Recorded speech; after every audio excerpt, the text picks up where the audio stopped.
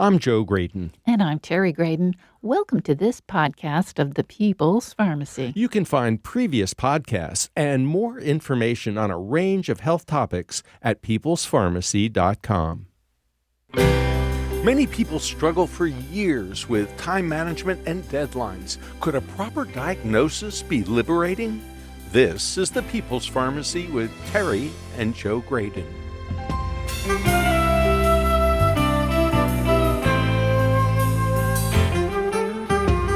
Some people find that a diagnosis of attention deficit hyperactivity disorder could explain a lot about their behavior. It may come as a relief to know why deadlines are so difficult. When you experience the world differently from others, it can help to know why. How can we really connect with people to find out how they're feeling beyond the usual question, how are you? Why do relationships matter? Coming up on the People's Pharmacy, relationships and the transformative power of diagnosis. In the People's Pharmacy Health Headlines, cases of influenza are starting to rise. If the UK is any indicator, we could be in for a bad flu season. That's because British health authorities are reporting a wave of super flu infections. Hospitalizations for flu are up 50% there over last week, straining facilities.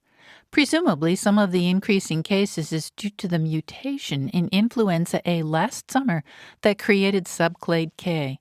That happened after the strains for vaccinations this year had already been selected.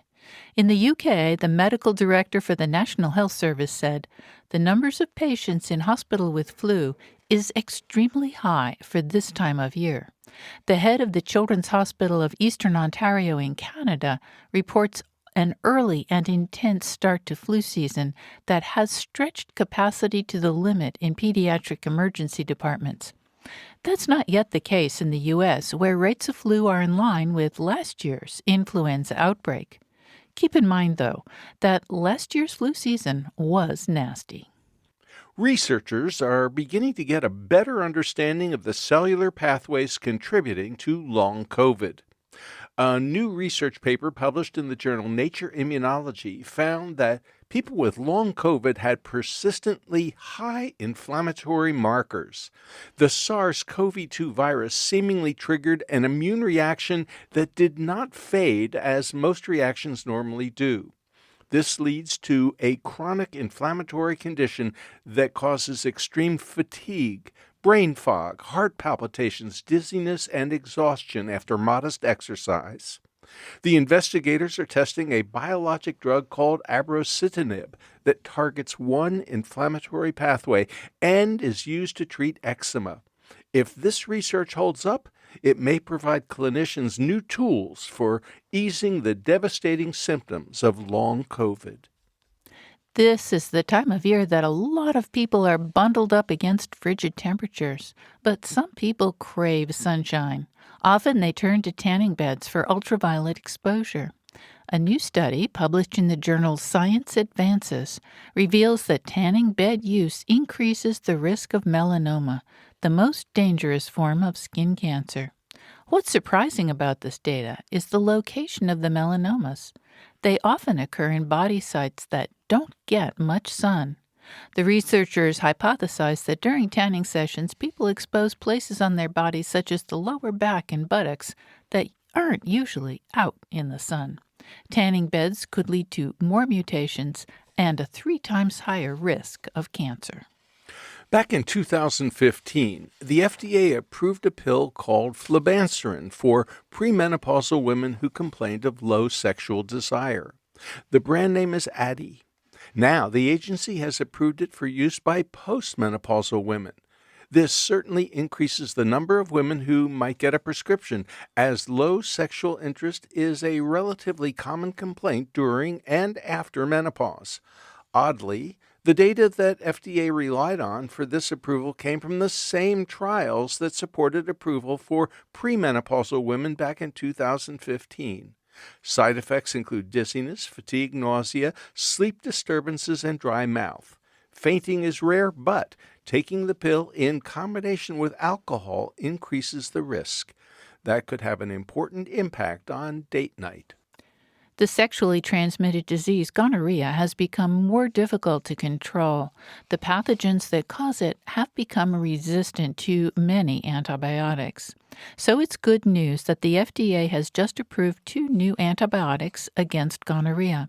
They're both in the same new class of drugs. Zoliflodacin will be sold as brand name Nuzolvence. It was developed through a public-private partnership. The FDA also approved a new indication for gepotidacin, sold as Blue Jepa. Its previous approval was for uncomplicated urinary tract infections. Now it's also used for uncomplicated gonorrhea. And that's the health news from the People's Pharmacy this week.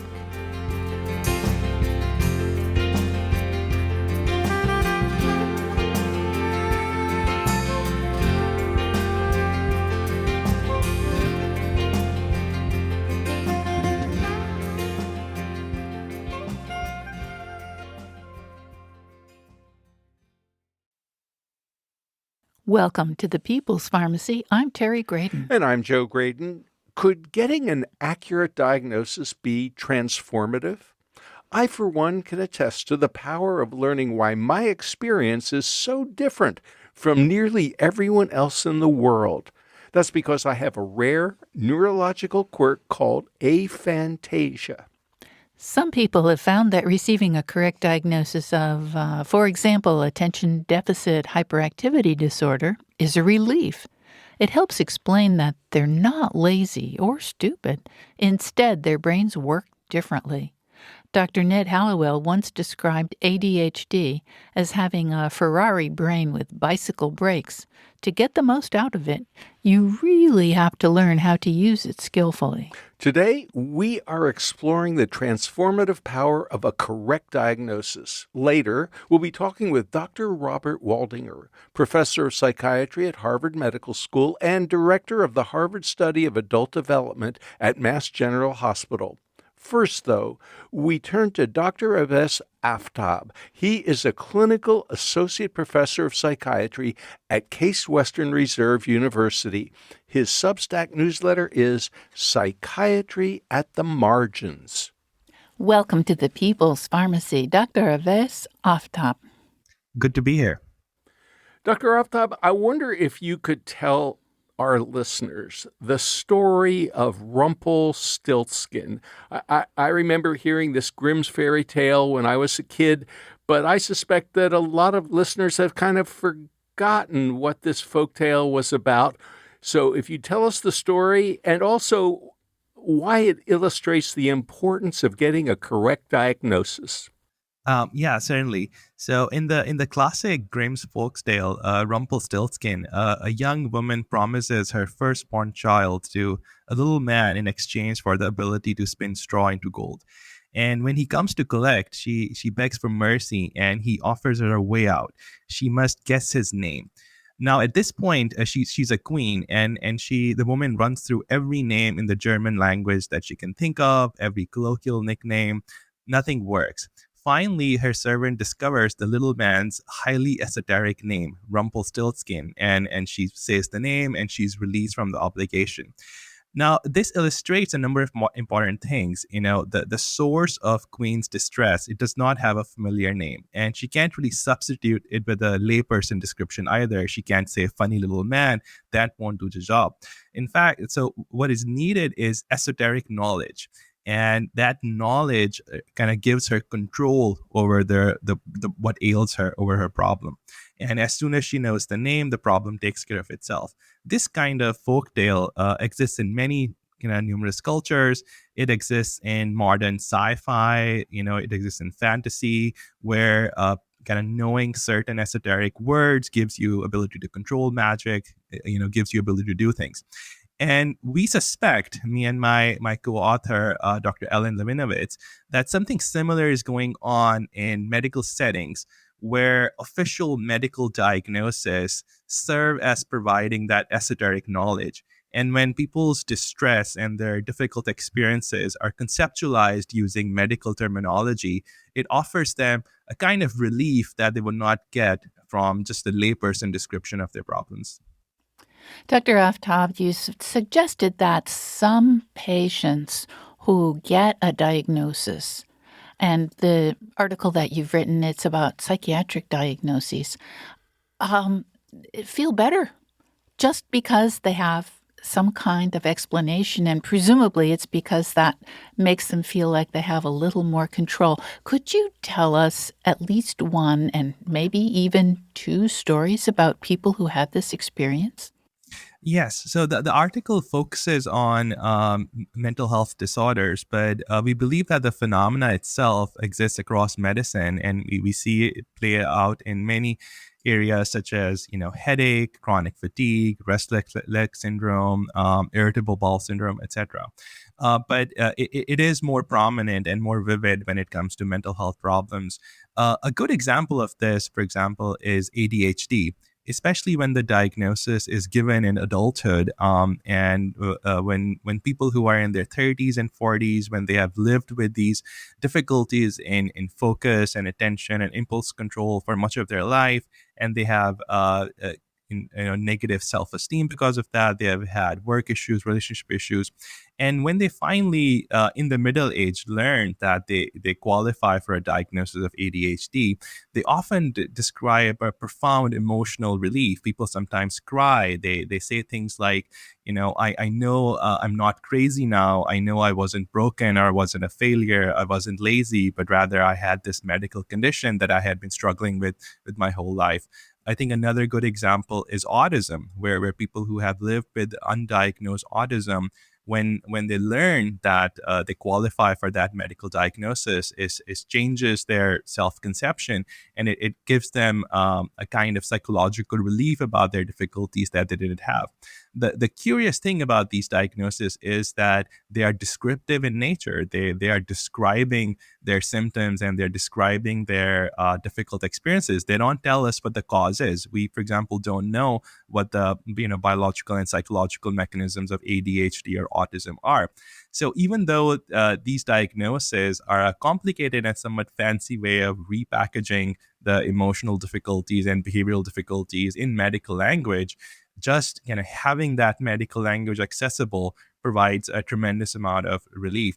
A similar kind of thing happened a few decades ago when there wasn't a lot of awareness about postpartum depression, and women used to struggle with that phase of their life. And when the idea of postpartum depression became more widespread, and women started learning that this exists as a medical condition, they often found tremendous relief in the having access to that vocabulary and that concept.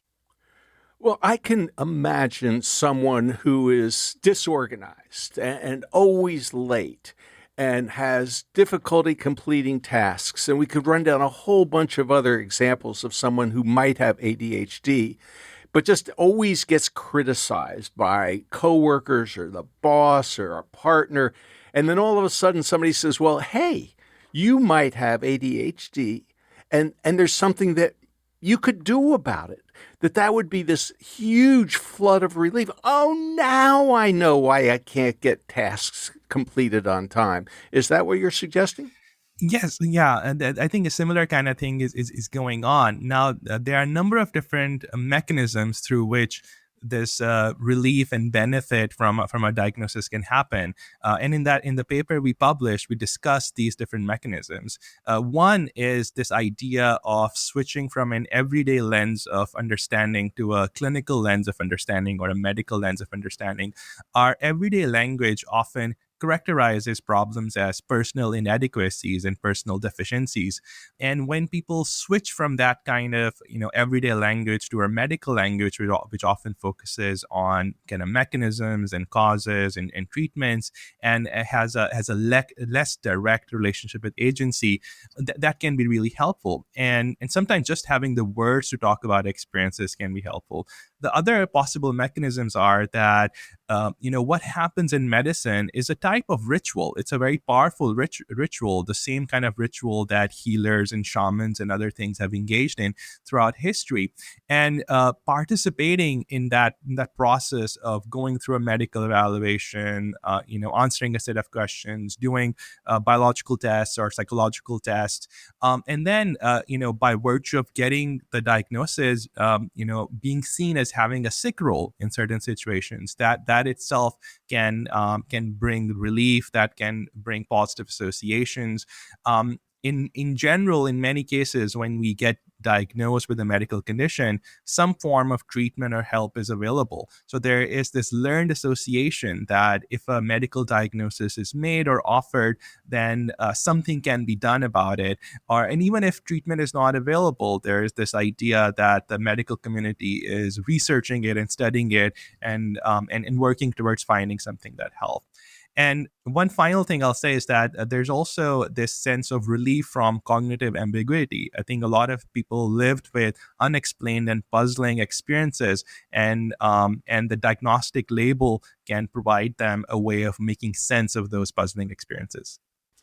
I'm wondering why you have compared it to the placebo effect. So there's a good reason for that. If you think about what happens with medical treatments, think of medication treatment. People take medications, and they get better. There are positive effects or benefit from that. But a curious thing is that even when people take inactive medications, if they take, let's say, a sugar pill that doesn't have the active medication ingredient in it, they still get better from that. And the reasons for that are complicated. Some of them have to do with expectancy. If people are expecting to get better and they receive a medication, they do that. But it's also the process of participating in medical ritual and clinical trial and getting the help. So we wanted to create that analogy that just as an inactive medication can create positive benefits, we can have a situation where a diagnosis that does not tell us what the cause is, for example, ADHD doesn't tell us what the cause is, or a situation where we don't have effective treatments for something. So autism, for example, we don't have effective medical treatments.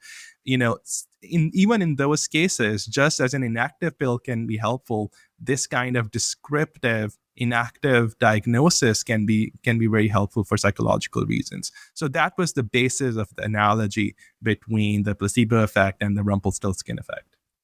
You're listening to Dr. Awais Aftab, Clinical Associate Professor of Psychiatry at Case Western Reserve University. He writes a Substack newsletter called Psychiatry at the Margins. Terry, I really love the idea of the Rumpelstiltskin effect because it really does describe liberation when you really know what the name is.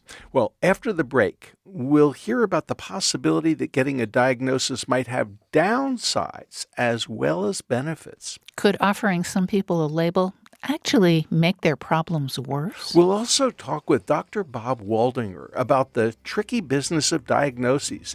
How might a diagnosis of ADHD be helpful, and how might it be harmful?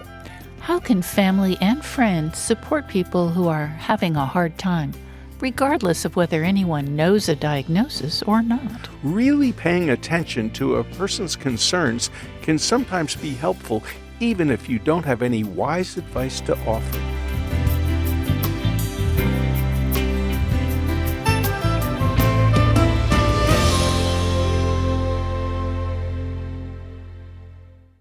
You're listening to The People's Pharmacy with Joe and Terry Graydon.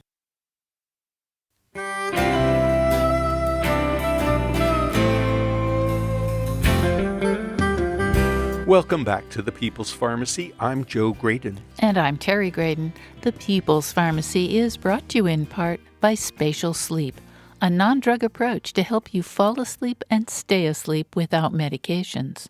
More information at spatialsleep.com. Getting a correct diagnosis after years of struggle can help some people feel less like they are deficient and perhaps more understanding of their differences. People may feel validated and vindicated, but could there be a downside to being labeled? Could it lead some people to feel handicapped? To find out, we're talking with Dr. Awais Aftab. He is a clinical associate professor of psychiatry at Case Western Reserve University. His Substack newsletter is Psychiatry at the Margins. Dr. Offtop, a placebo, we were just talking about placebos can have benefits, but some placebos can also cause side effects. I'm wondering if the analogy with a diagnosis reaches that far. Could a diagnosis be harmful? And let me give you an example. There was an Australian study of high blood pressure some time ago in which patients were labeled high normal. And that actually led to increased worry and risk perceptions and increased negative emotions such as depression and anxiety, because they compared the patients who were labeled kind of high normal blood pressure to people who were not labeled. And they found that labeling low-risk people hypertensive may be more likely to harm than to benefit. So could labeling something or diagnosing something make some people worse? Yes, this is a genuine risk and a genuine concern. So, just as we know that inactive medications or placebos can cause side effects, we see that in clinical trials, and we call that a nocebo effect. Similarly, we know from existing research on medical diagnoses that people sometimes have negative experiences and what we might even call iatrogenic harm from them. A diagnosis can threaten and devalue a person's self-identity. It can lead to stigmatization. It can lead to social alienation. And what happens is that due to the medical diagnosis, patients can interpret their moods, thoughts, and actions through the lens of that diagnostic category in a manner that's too expansive and unwarranted. So, and it can trap them in a self-fulfilling prophecy of sorts. So, for example, think of someone who has mild difficulties with anxiety. If they are given a diagnosis of an anxiety disorder, it might lead them to think that they have this permanent deficits, that they're going to struggle with social interactions, they're going to struggle with stressful situations, and mistakenly believing that they'll be overwhelmed, they can start avoiding situations that make them anxious. But anxiety feeds on avoidance, and the more they avoid things that stress them or make them anxious, this will create a vicious cycle of persisting anxiety that may not have happened had they not thought of themselves as having an anxiety disorder. Similarly, people who have mild difficulties with social interactions, they're awkward, so to speak. If they start thinking of themselves as being on the autism spectrum, they might think that their social difficulties are permanent and fixed and cannot be changed. Versus in reality, if they were to engage in efforts to improve their social communication and social interactions, they might be able to make progress in that regard. So there is this interaction and this feedback loop between a diagnostic label and a person's behavior. And usually when medicine does this job right, we see positive effects. But in some cases, the narratives we offer around diagnosis can be unhelpful, and they can keep people entrenched in behaviors that worsen their problems and take away hope and instead of making things better. Dr. Oftab, I have a personal story to share with you, and I'd love your interpretation. Mm-hmm. So I have lived with a rare, I'll call it psychological condition my entire life. And I only learned about it, I'd say, Terry, about 10 or 15 years ago? At least 15, maybe 20. Maybe 20. It's called aphantasia. I don't know if you've ever heard of it, but what it represents is about 3 to 4% of the population has this condition in which I cannot see things when I close my eyes. In other words, when I close my eyes, it's dark, it's black. There's nothing there. And when people talk about their mind's eye or they can imagine something, literally they can see it even if their eyes are closed. I'm astonished. I'm amazed. I'm puzzled because I just can't conceive of such a thing. And there's also the condition where people complain about an earworm, where they get a song stuck in their head and they can hear that song. And I go, what are you talking about? Because I cannot imagine such a thing. So, for most of my life, I've suffered from this thing called aphantasia. And it's not been paralyzing. It's not like a terrible handicap, but I've not been able to understand, how the rest of the world imagines things like when they close their eyes.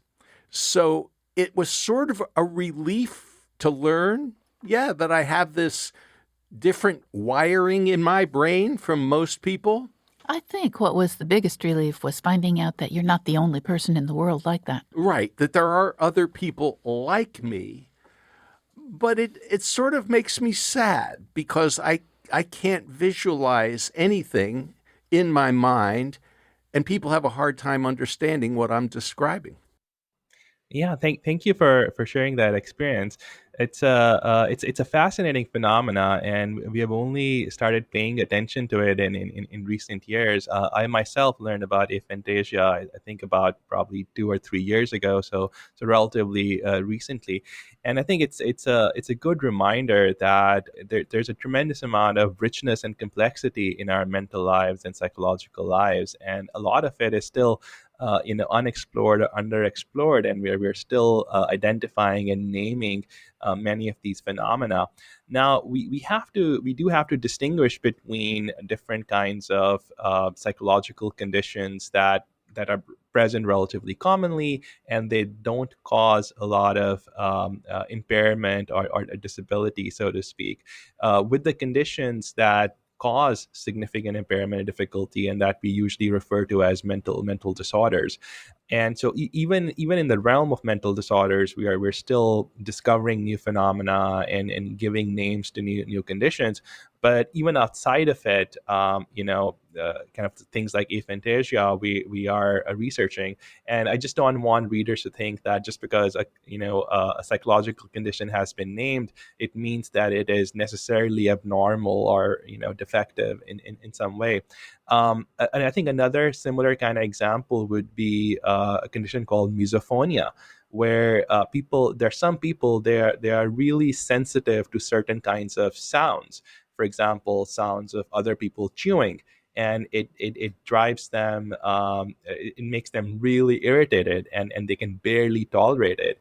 And this phenomenon also was very poorly understood and very poorly studied, until it was formally named. And when people realized, who do experience that kind of irritation with at certain kind of sound, they were like, oh, finally, I can talk about what I have, and I realize I'm not the only one. And once you have a name for something like that, people across the world they can connect on the basis of that name. And so new forms of new communities open up, and people get together and they share their experiences. And I think that's the social power of having names like this for different facets of our psychological life. Well, I do know that once aphantasia was actually described, and it's relatively recently, that people from all over the world connected with one another, just as you describe, through self help groups or through online chats. And they went, oh, I'm not alone. Yeah. There are other people out there. And that's a very kind of reinforcing and validating process. So thank you so much for sharing with us. Yeah, I would say a similar kind of thing happened in the 90s with Asperger's syndrome and autism, where this was traditionally believed to be a very uncommon and rare condition. But once Asperger's syndrome, which refers to high functioning autism, it was named. These were also the early days of the internet, and people who kind of related to that description, they started kind of connecting online, and a very vibrant Asperger's community arose. And the clinicians realized that the diagnosis is much more common than had been traditionally believed. Dr. Vess, Aftab, thank you so much for talking with us on the People's Pharmacy today. Thanks for having me. You've been listening to Dr. Aves Aftab, Clinical Associate Professor of Psychiatry at Case Western Reserve University. He writes a Substack newsletter called Psychiatry at the Margins. We turn now to Dr. Robert Waldinger, professor of psychiatry at Harvard Medical School, director of the Harvard Study of Adult Development at Mass General Hospital, and co-founder of the Lifespan Research Foundation. Dr. Waldinger directs a psychotherapy teaching program for Harvard psychiatry residents. He's the co-author with Dr. Mark Schultz of the book The Good Life: Lessons from the World's Longest Scientific Study on Happiness. Welcome back to the People's Pharmacy, Dr. Bob Waldinger. It's great to be here again. Dr. Waldinger, we've been talking about the benefits of getting a diagnosis so we can better understand what's going on inside our brains, our situation. For example, I have a really rare condition called aphantasia. And I didn't learn about that until maybe about 5 or 10 years ago. So most of my life, I've had aphantasia, and I didn't know why I was different from most other people. I cannot visualize anything. When I close my eyes, it's black. There's nothing there. And I also can't hear music in my head. And so the idea that somebody could actually hear a song astonished me. And when I had a name for what I have, aphantasia, it was a great relief because all of a sudden I could understand better about myself, and I could understand why I was different, and I could better understand how other people could do things that I can't do. So I guess the question is, how can a diagnosis like aphantasia in my case, or ADHD, or somebody being on the spectrum might be helpful for them, for their family, for their employer, for everybody around them? Why is diagnosis beneficial? Well, diagnosis is really a shorthand. It's a label for a condition, right? Often it's a set of symptoms, or it's a way you operate. Like in your case, it's the way your brain works, and it's different from the way many other people's brains work. And so to have that as a way to understand what is happening to you can be an enormous relief. Enormous relief. In fact, it's interesting because my younger son has a rare condition that makes his walk funny. He has a funny walk. He has a gait disturbance that was increasing as he got into young adulthood. And we kept saying, this is really something you ought to check out. And other people kept saying, why do you have this funny walk? And so he searched for months. Actually, it got into years, so went to different doctors and physical therapists. And finally, one doctor saw him at a specialty clinic and said, I know exactly what you have. Here's what it is. Here's how it works. This is what you've been experiencing. And my son started to cry. This grown man in his 30s started to cry because it was such a relief to have an explanation for these baffling symptoms that nobody understood. So I understand the quality of relief that many people experience when they get this kind of explanatory framework at last after searching. And I guess for people with, let's say, ADHD, getting a name for why their brains are a little different than everybody else is not only helpful for them, but also for the people around them who may become frustrated because they may not finish tasks on a timely fashion that they were expecting. Absolutely. I mean, I work in psychotherapy with a number of people who had ADHD as kids, but it wasn't diagnosed. In fact, it really wasn't known about. So the generation of people who are now, say, in their 60s, 70s, grew up with difficulties reading, difficulties doing math, not being able to learn a language, learning disabilities. And people would say to them, "You're perfectly bright. You're just not working hard enough. Hmm. Your study habits are not good. You need to sit, after school. You can't go out to play because you're not you're not reading, right?" And what it does is it engenders this feeling of I'm defective. Everybody else can do this. Everybody else is learning to read in the first grade. Why can't I? Right. And so what you take in is not just I'm having trouble with reading. As a child, you often take in I'm defective. There's something wrong with me as a human being. And other people can give you that feeling without meaning to, so that you can emerge as an adult feeling defective as a human being, not just, oh, I have reading problems, right? Well, and as I think back, people who are now in their 60s and 70s, other people could easily have given them that feeling, not necessarily without meaning to. Some people just did that because they weren't thinking. Right. Also, let's say you come from a family that really prizes education, and the thing you want the most is for your kids to do well in school, then you are personally more disappointed if your kids having trouble reading. And so depending on the families we are born into, the particular problems we have may be more or less acceptable. Exactly. That makes a huge difference.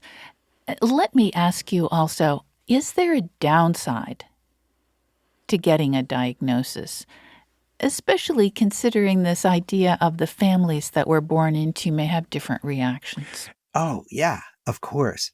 So and again, that depends on the families we're born into sometimes. So let's say that you had an uncle with depression, who had depression, who suffered from it, and your uncle killed himself. Hmm. And you start to have symptoms that might be depression. The last thing you want to believe is, oh my gosh, I'm just like my uncle. Right. So a diagnosis that your family has some experience with can make you afraid that you're going to end up just like Uncle Joe, right? When most of the time that doesn't happen.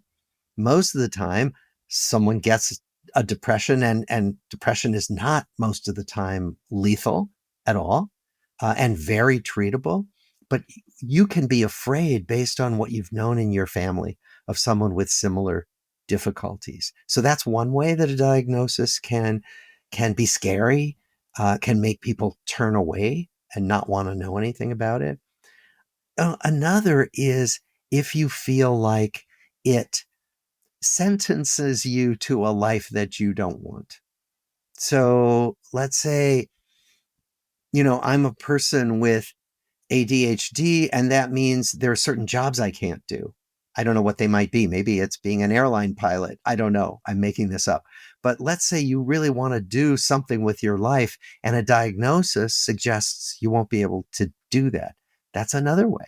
Now, diagnoses are just labels, and they are imprecise labels. No two people show up the same way with the same diagnostic issue, right? We're all different. And so, no two people have the same ADHD. No two people have the same depression. But those labels can make us think that it's a certain thing with a certain outcome, and there's no escaping it. And that's where diagnosis can be scary.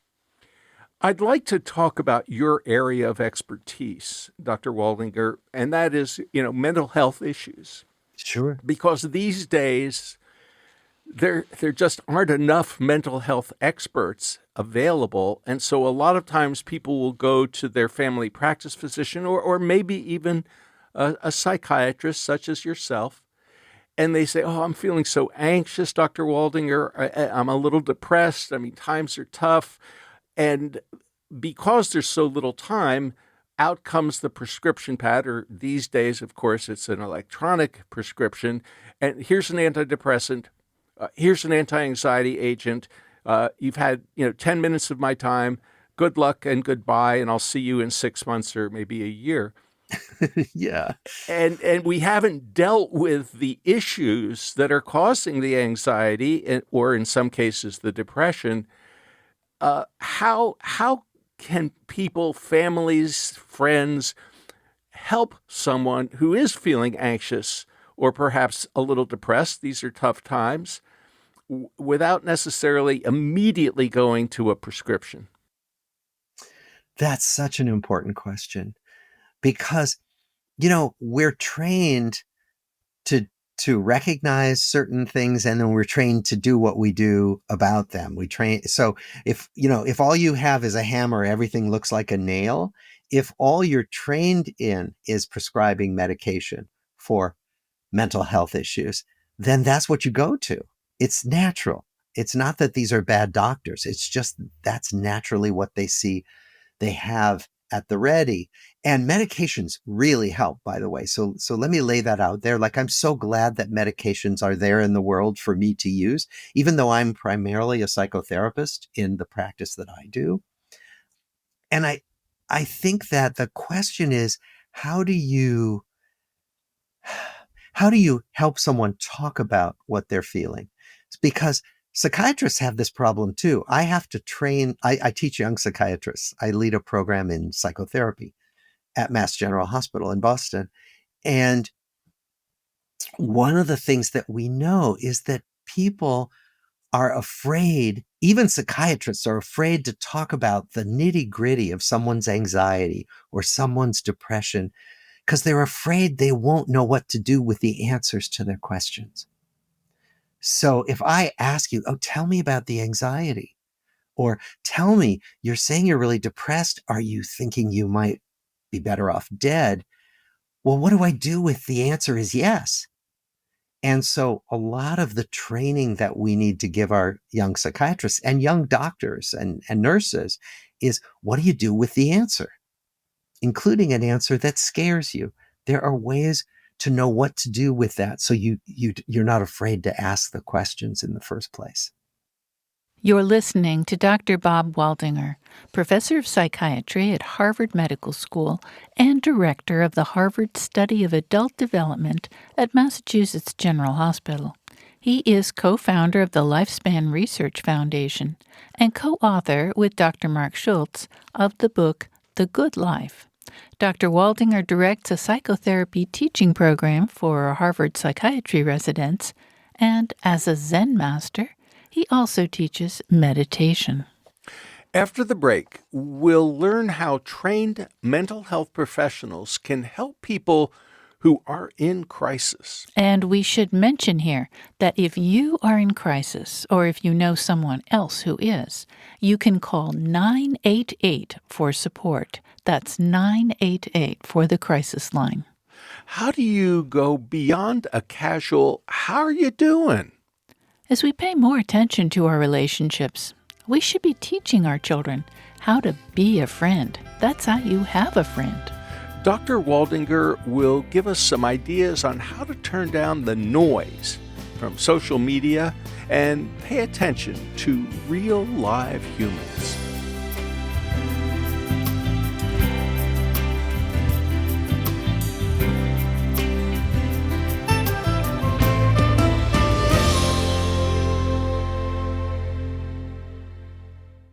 You're listening to The People's Pharmacy with Joe and Terry Graydon.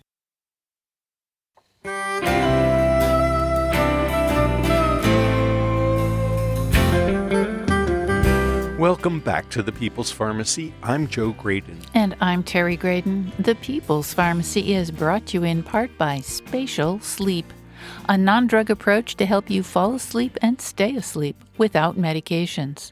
More information at spatialsleep.com. How can you support friends and family who may be having a hard time? The holidays can be especially challenging for a lot of people. When everyone around you seems to be feeling festive and you're feeling overwhelmed, it can be hard to cope. To learn more about how to support friends and family and the importance of relationships, we're talking with Dr. Bob Waldinger. He's a professor of psychiatry at Harvard Medical School, director of the Harvard Study of Adult Development at Mass General Hospital, and co-founder of the Lifespan Research Foundation. His book is The Good Life: Lessons from the World's Longest Scientific Study on Happiness. Dr. Waldinger, you have just described how a trained mental health professional can support and assist a person who is feeling pretty desperate. What about the rest of us who have not had that kind of training? Family members, friends, even acquaintances. How do we approach supporting a person we may know? How do we ask the appropriate question? How do we get past? How do we not freak out? How do we get past "How you doing"? Yeah.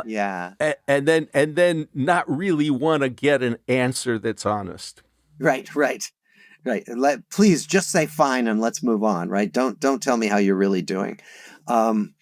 Right. So I think the first thing is to start with what you can see. So sometimes it's helpful to say, you look kind of down. How are you feeling? To notice. And someone is free to say, no, I'm really not feeling down. Okay. But at least you've noticed, right? Or you seem kind of sad, or you don't seem to have your usual energy or your usual sense of humor. What's going on? That doesn't pull for because how are you pulls for the automatic fine. And actually, when someone asks me how am I have to stop. Am I going to answer anything but fine? It's a disturbance in the field almost. Right. So I don't ask that question. I will try to ask something else that invites a less automatic answer, including if I can notice something, because people really appreciate when you notice them, and any of us can do that, right? The other thing is that it could be very helpful to ask that kind of question, like, you're looking down, how are you feeling? Don't ask it at the dinner table in front of a lot of people. Right. Good point. Right? To ask it, say, do you want to take a walk? Right? After Thanksgiving dinner or after a holiday meal, do you want to, let's go out for a chat, or let's just, and then ask when you're sort of alone, just the two of you. And if someone wants to admit that they're feeling bad, they can do that without a whole audience involved. Dr. Waldinger, I think of you as the relationship doctor. The person who really, really emphasizes the importance of relationship. We are in anxious times. I don't care whether, it's political or whether it's work or whatever it is. We are, I think, a nation that's kind of freaking out over all of the social media and all of the news, and all of the input just never stops. And I wonder if at this time of year you can tell us about why relationships are so important and how we can reestablish relationships, sometimes with perhaps a family member who we've been distant from for not just a few weeks or months, but maybe years, how we can reconnect with old friends. Give us that, the DNA of relationships and why it's so critical. Right. The why.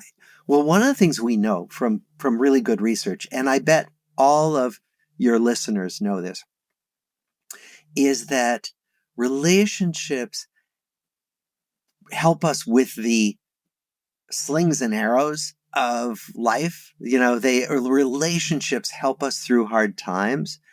Something upsetting happens during the day.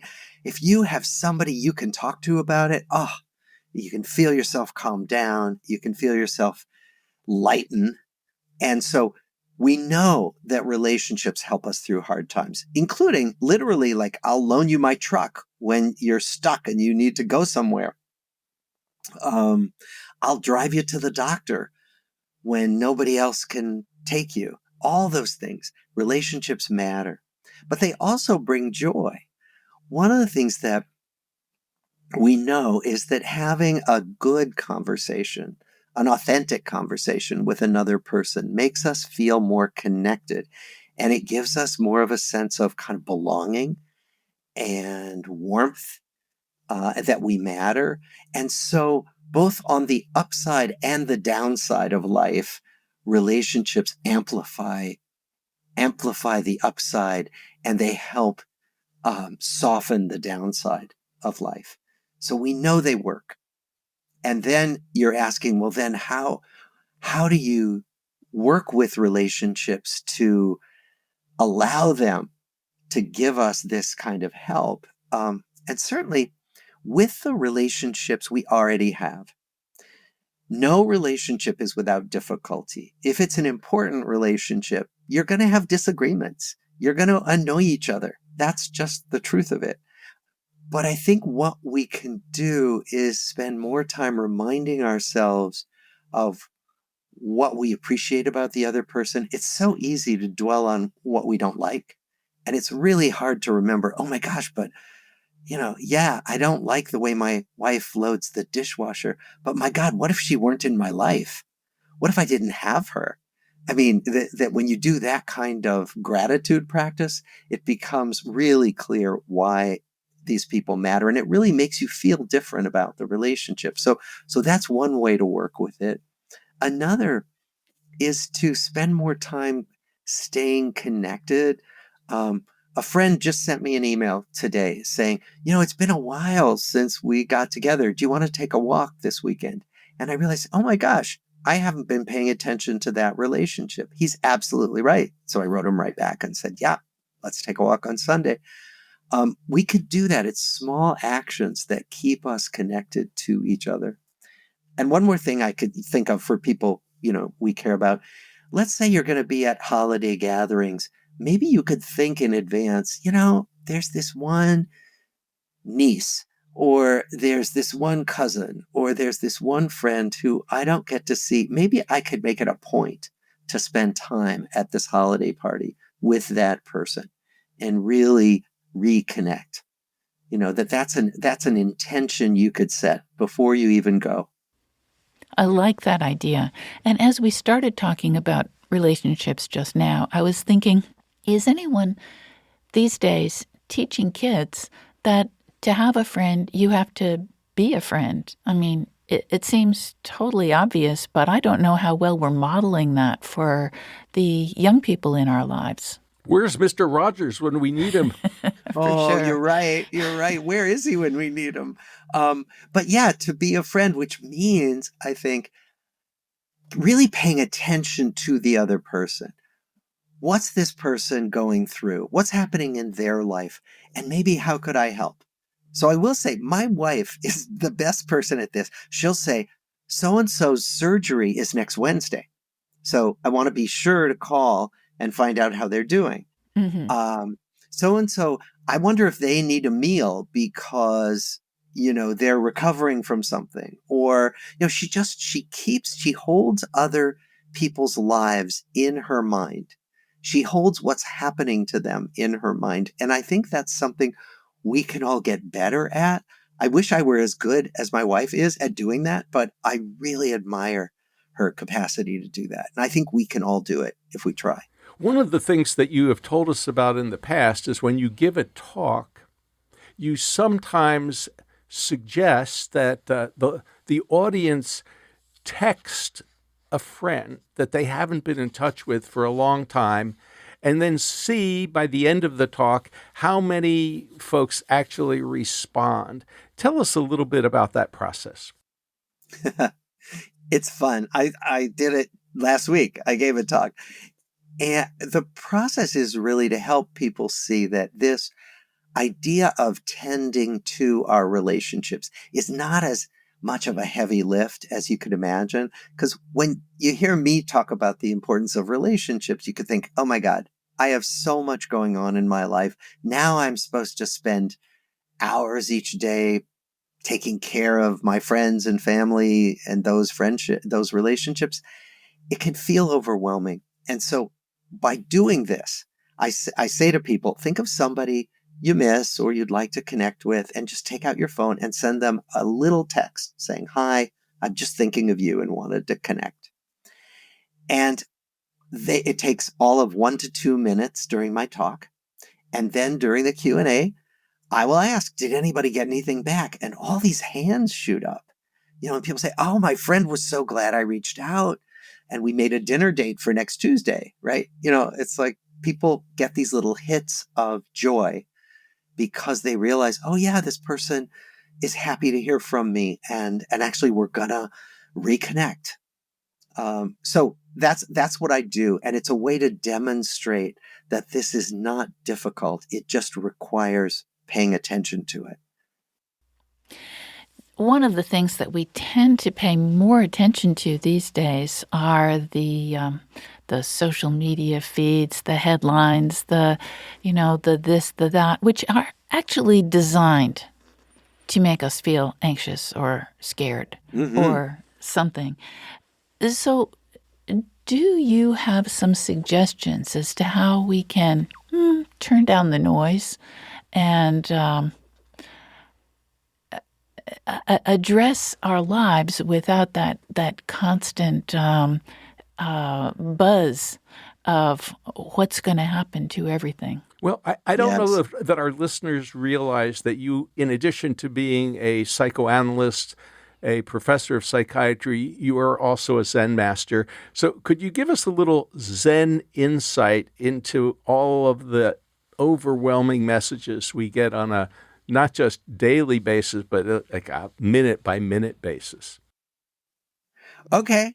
I'll go back to my Zen teacher, John Tarrant, who said something I come back to all the time. He said, attention is the most basic form of love.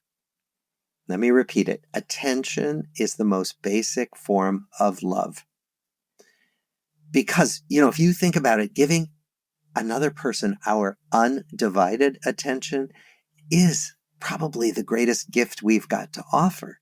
Now, in this era when social media compete for our attention, right? Because it makes them money. If they grab our attention and hold on to it and don't let us go, they make more money. They sell more ads.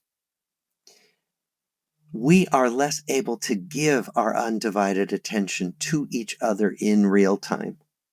And that's why you'll see teenagers sitting around a table at a restaurant, all looking at their phones, sometimes texting each other, but not looking at each other, not really giving each other their full attention. And we as adults do this too, of course.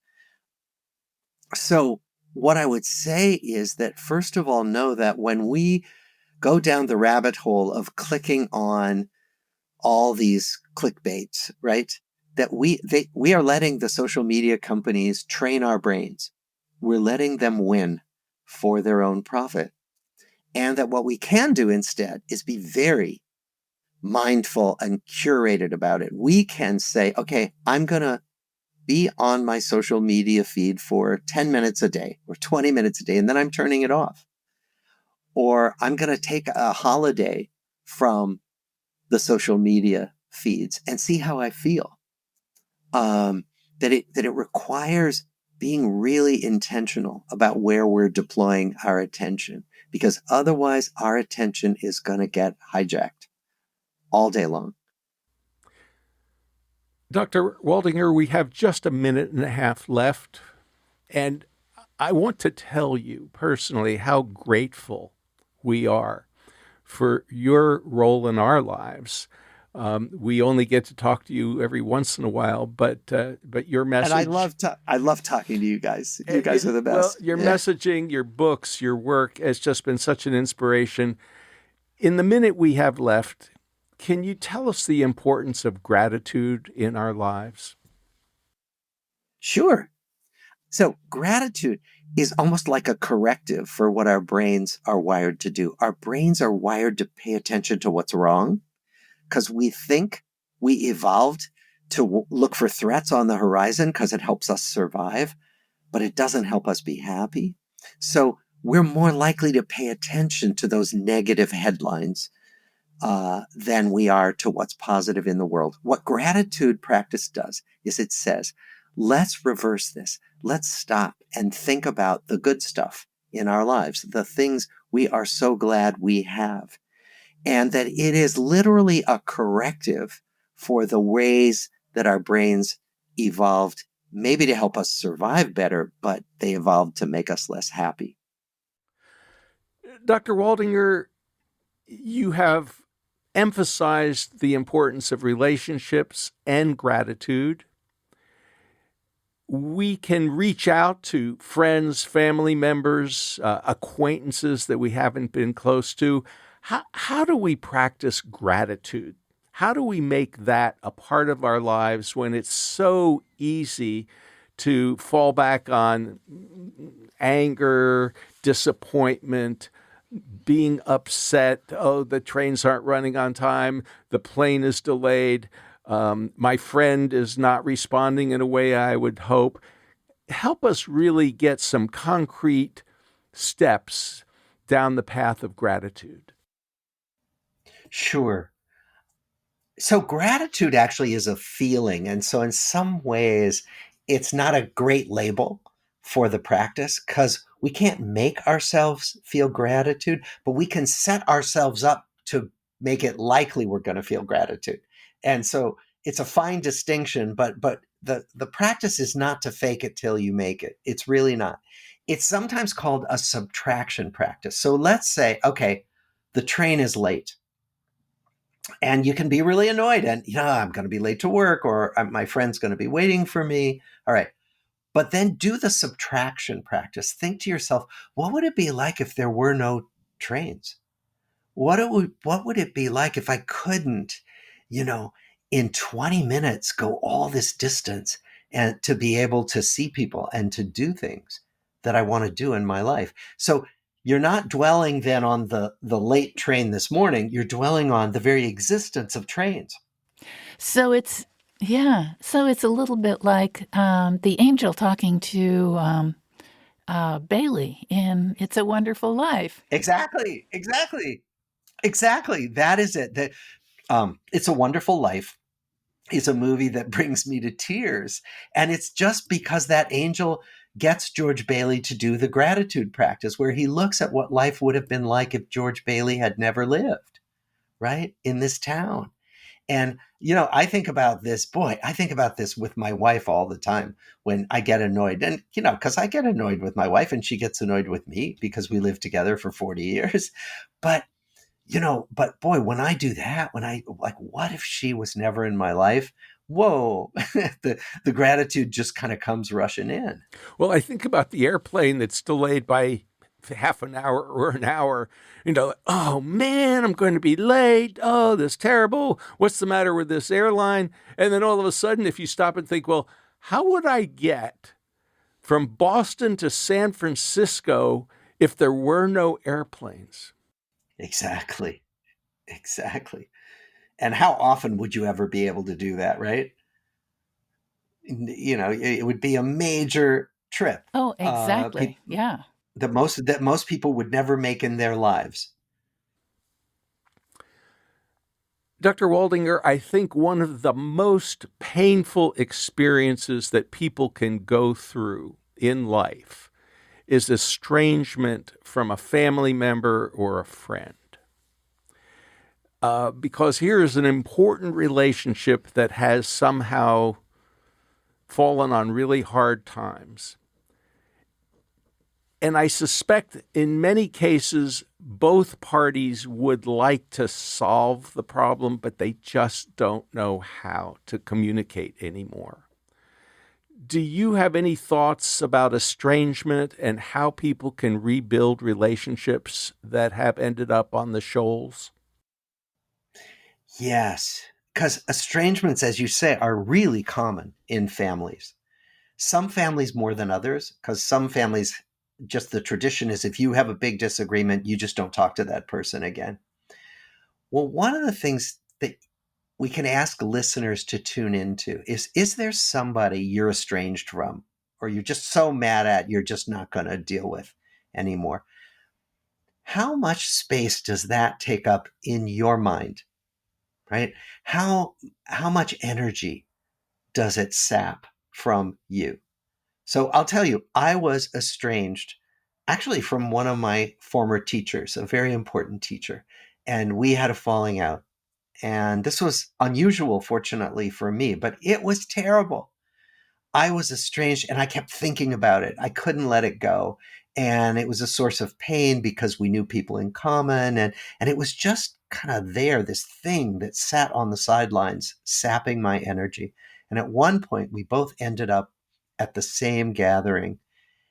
And we looked at each other and I walked over and she said to me, "Could we start over?" And we both just hugged each other. And it was like, that metaphor of the weight being lifted off your shoulders. I almost could literally feel weight coming off my shoulders. It was like, and now we're not the best of friends again, but we're in regular touch. And we both say, "Oh my God, it is so great that we're no longer mad at each other," right? That we're no longer holding this grudge. And so what I would say is do it for yourself. If you want to, if you have the courage to reach out to the person you're having a feud with, do it for yourself. Say, "I would love to talk with you. I'd love to find a way for us to make peace, to be okay with each other again." And just offer that, and offer some of how you think you've played a role in it. Not not assuming, well, you just have to you have to apologize to me, but really know that in every feud there are two sides, multiple sides, if you will, and that when each person acknowledges more of how they have contributed, it really makes a difference toward healing those rifts. Dr. Bob Waldinger, thank you so much for talking with us on the People's Pharmacy today. Well, this was my pleasure. You've been listening to Dr. Bob Waldinger, professor of psychiatry at Harvard Medical School, director of the Harvard Study of Adult Development at Massachusetts General Hospital. Dr. Waldinger directs a psychotherapy teaching program for Harvard psychiatry residents. His book is The Good Life: Lessons from the World's Longest Scientific Study on Happiness. We spoke earlier with Dr. Awais Aftab, Clinical Associate Professor of Psychiatry at Case Western Reserve University. He writes a Substack newsletter called Psychiatry at the Margins. Remember, the crisis number, if you need it, is 988 anywhere in the country. Lynn Siegel produced today's show. Al Wadorsky engineered. Dave Graydon edits our interviews. B.J. Liederman composed our theme music. This show is a co-production of North Carolina Public Radio, WUNC, with the People's Pharmacy. Today's show is number 1456. You can find it online at peoplespharmacy.com. That's where you can share your comments about this episode. You could also reach us through email, radio@peoplespharmacy.com. Our interviews are available through your favorite podcast provider. You'll find the podcast on our website on Monday morning. This week, the podcast has video. How about that, Terry? Well, not if you're listening on your podcast platform, No. but if you go to the website, there will be video. Video, and it's also on YouTube. You'll hear about supportive communities that have formed around certain diagnoses. In addition, we talk about the pain of estrangement from someone near and dear to you.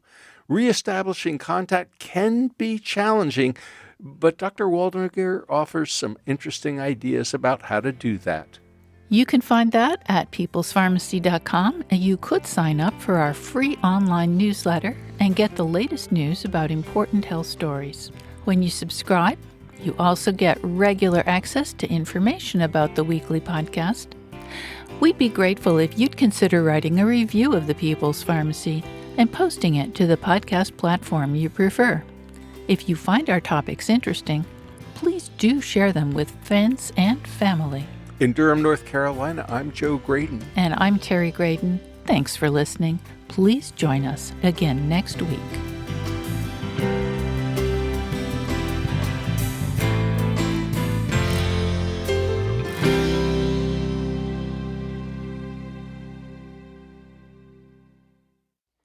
Thank you for listening to the People's Pharmacy Podcast.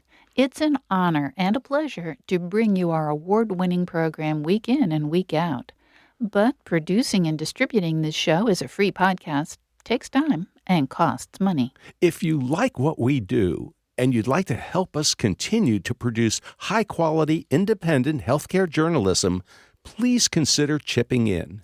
All you have to do is go to peoplespharmacy.com/donate. Whether it's just one time or a monthly donation, you can be part of the team that makes this show possible. Thank you for your continued loyalty and support. We couldn't make our show without you.